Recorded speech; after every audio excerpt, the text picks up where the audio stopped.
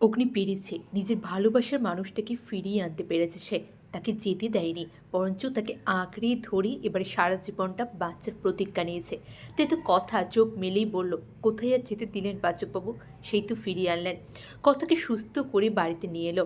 কথা বলল, সত্যি পাচক মশাই আমার জন্য যা করেছে, আমি জন্ম জন্মান্তরেও সেটা হয়তো ভুলতে পারবো না।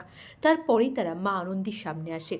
মা আনন্দীর সামনে এসে তারা আরতি করবে ঠিক করে, কিন্তু কথার তো হাতের এই অবস্থা। তাই অগ্নি আর কথা দুজনে মিলে মায়ের কাছে প্রার্থনা করে এই বাড়ির সকলকে মা যেন সুস্থ রাখে, ভালো রাখে। তারপরেই দুজনে আরতিও করে। বাড়ির সবাই তো অবাক হয়ে যাচ্ছিল যে অগ্নির মধ্যে এতটা পরিবর্তন, অগ্নি কথার এত দেখাশোনা করছে, এত দেখভাল করছে, সত্যি সেটা আশ্চর্যজনক। সময় হতেই ঠিক ওষুধ নিয়ে এসে অগ্নি কথাকে খাইয়ে দিল যে নে, তোর ওষুধ খাওয়ার সময় হয়ে গেছে।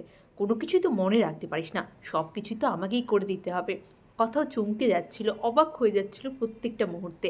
তারপরেই বাড়ির সকলে খুব আনন্দে মেতে ওঠে, নাচ হয়, গান হয়। এতদিন পরে কথা বাড়িতে ফিরে এসেছে। তারপরে আক্কির ফোনে একটা ফোন আসে, প্রত্যয়দার ফোনে ফোন আসে পুলিশ অফিস থেকে, যে তারা নাকি কথাকে যে গুলি করেছিল তার সম্বন্ধে কিছু এভিডেন্স পেয়েছে। তারপরে অগ্নি, আক্কি আর প্রত্যয় তিনজনেই চলে যায় পুলিশ স্টেশনের দিকে। কথা বুঝতে পারে যে নিশ্চয়ই আমাকে কে বা কারা গুলি করেছে সেটা সম্বন্ধে ওরা কিছু জানতে পেরেছে।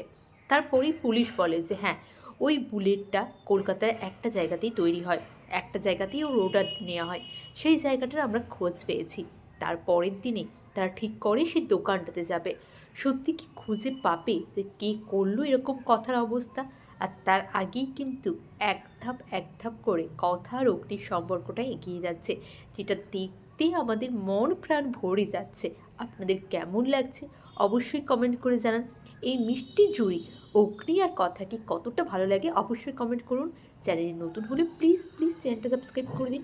অনেক ধন্যবাদ সকলকে ভিডিওটি দেখা।